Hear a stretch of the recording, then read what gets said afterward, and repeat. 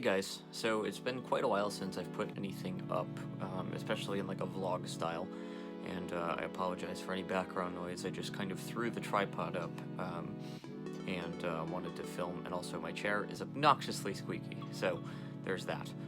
But I wanted to do this today and put something together that's a little bit more serious and might come across as not exactly controversial, but there's something that I need to talk about. So I moved states about a year and a half ago. Finally got myself set up and kind of started looking for work. I originally thought I was going to work in possibly journalism, maybe radio, but that didn't really happen. I ended up getting a job at a YMCA during COVID time. I ended up working there for about 6 months doing childcare that started off as leading activities, playing games, helping the kids with their e-learning, homework, that kind of stuff. Then the kids got sent back to school, and so I lost that job. I worked there for about 6 months. I met some amazing people, and it's where I kind of turned a corner career-wise for myself, and I was like, I really liked specifically the younger kids that I had the chance to work with. I had a bit of a background before that with working with kids, but not every day and not to that level. Prior to my experiences at the Y, I used to work for a program that was dedicated to making astronomy accessible for the blind and visually impaired, and as part of that, I would help do things with summer camps and working with kids throughout a summer on a few given days. I also facilitated activities at events that the observatory that I used to work at held, and I loved that kind of stuff. And so when I worked at the Y, it was like, wait, there's more to this, and I might be able to work with specific kids that are in my preferred age group, which I found out was probably somewhere in the neighborhood of 6 to 8 years old. I love those kids. I find that they are still really curious about the world and excited about learning new things, and I've been able to build rapport with some of those kids really well. So after I lost my job at the Y, I spent about 6 weeks unemployed, and that was really, really frustrating. You know, the first week, it was great to catch up on sleep, and I kind of threw out some applications, and I was very hopeful. And this is where the first part of our issue starts. So initially, off of recommendations from people that I had worked with at the Y, I reached out to the local public school district in the city where I live, and was applying for jobs as a paraprofessional with elementary age, so kindergarten through second grade age students. That's really the niche that I wanted to fill. I don't think I had any interviews that first round of applications that I sent out.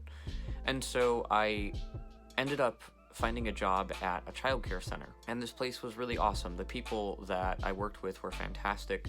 The teacher specifically that I worked for is an amazing teacher, and I loved the kids that I worked with there.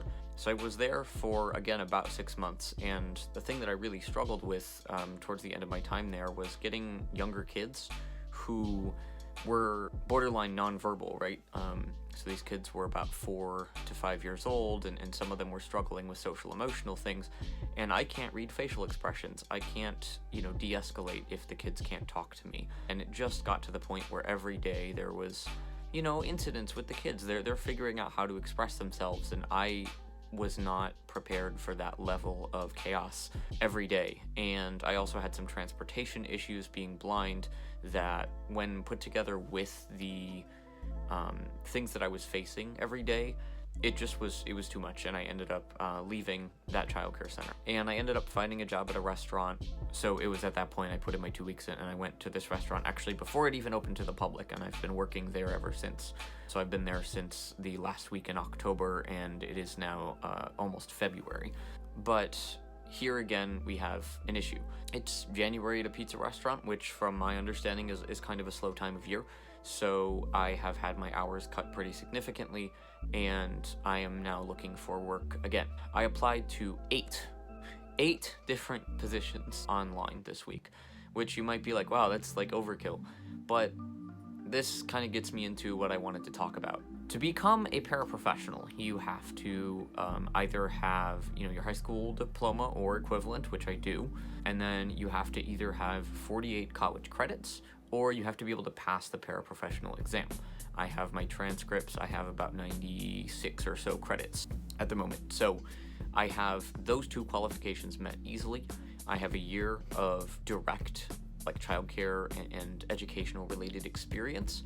I also have about 2 years of like the stuff from the observatory and references from events that I've done and things that I've accomplished while learning before that direct experience. So I have a lot of really good references. I'd say I probably have 6 to 8 really, really solid references and people that are willing to back me up. I have the experience. I interview very well because that's one of the only skills, that I have had the chance to like hone over my career is talking and doing stuff like this. Again, this isn't to toot my own horn. This is to build up the fact that I have what is required of me and then some for these jobs, and I still can't get one.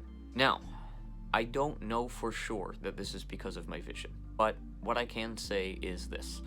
At the YMCA, when I was hired, with a little bit of restructuring of where things were placed for the staff and how we used our walkie-talkies, and occasionally getting help when I needed to from other staff, I was able to carve out a position for myself where I was helping kids with homework. I was leading games and activities. I would bring a Bluetooth speaker and do music with the kids, and it was just so much fun. And towards the end of my time there, I really felt like I was carving out a place for myself. At the childcare center, the staff were so willing to adapt and pick up things on Amazon if I needed, things for leading arts and crafts with the kids, or, conducting an activity that was kind of tactile based. I helped to run a garden in our playground area so that the kids could plant things and learn how things grow, and I loved that experience. And I would sit on the floor and just play blocks and Legos, and I loved the chance to interact with the kids in that way. And I have all of this that I can bring to a job in the school system where I could help a kiddo who, might be struggling in kindergarten, first grade with some things. I grew up with a disability, right? Like I have insight into what it's like to have a hard time with making friends, doing your homework, getting around, those types of things. All I really am asking is please just give me a chance. If there are things that I'm going to struggle with as someone with a disability, 85% of the time I know what those are. And I can say, hey, look, here's the things that I'm gonna, consider right out the gate to be challenges. Here's a couple ideas I have for how to work with them. And you know what? If those don't work, I'm creative. I've spent 24 years being blind. And you learn to make systems for yourself. You learn to create and to problem solve and to iterate on mistakes. And that's how you create an accessibility system for yourself. And that's what I've done at every job that I've ever done. I'm able to bring that to any job that I will ever do. The problem is when you interview me and you ask me, are you able to complete the jobs in the job description? Legally, that's the only question they're kind of allowed to ask relating to disability. And I'm like, yeah. And I'm very open in my interviews. For example, I applied at an autism center and I went and interviewed, and they had some technology and I was asking about what it was and whether or not it could be made accessible. Turned out that probably wasn't a good fit for me for a lot of other reasons, but this technology was a problem, transportation was an issue, and I was very upfront about that during the interview because it's like, I don't want to waste your time and you shouldn't be wasting my time. But at the same time, all I want to do is be given the chance to show that I'm willing to work on things and that I have set things up for myself before, and I have people to tell you about those experiences. I can tell you about those experiences. Ultimately, my goal is to make things better for the kiddos that I'm working with. If I can show you that I've done that for myself, why wouldn't I be a great fit as a parent? I needed to talk about this because I'm hitting a point where I'm very frustrated. It's really hard to prove discrimination, right? I can't say, oh, they didn't hire me because they're never gonna say that. It's illegal, right? But it's really hard when you're interviewed and I bring my A game. I have, cover letters and references and a really good resume. So I know that I'm qualified on paper, and I know that I can bring my A game in person. I just need the chance to do it. Here's one more point I want to make. All right, the amount of effort that it takes, I'm just going to say the average able-bodied person, right, to go to a job interview is get in a car, drive there, maybe get there 5-10 minutes early, hop in, do your interview, and head home. For me, I have to do a lot of research, right? Is the school that I'm applying to something I can get to easily and regularly with public transportation or taxis? Is the educational style of that school something that I am going to fit because I can't see?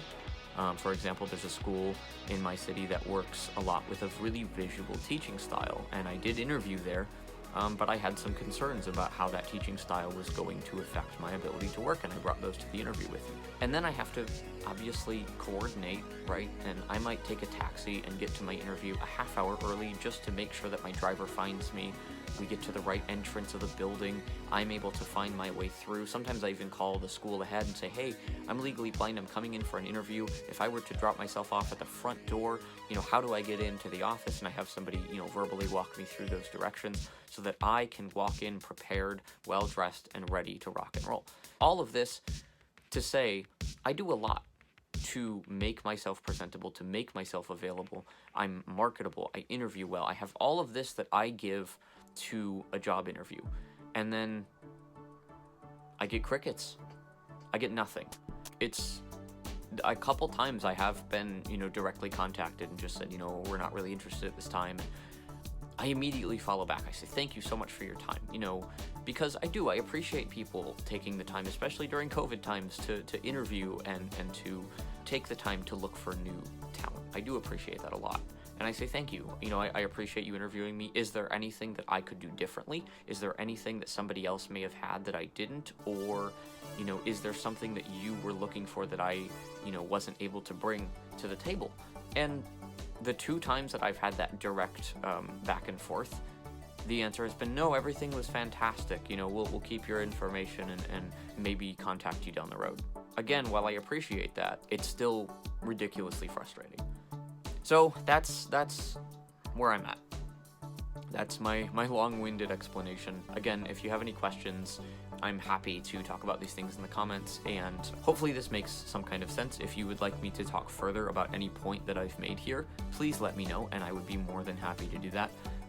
Until then, thank you guys so much for checking me out, and I'll see you guys in the next one. Have a good one.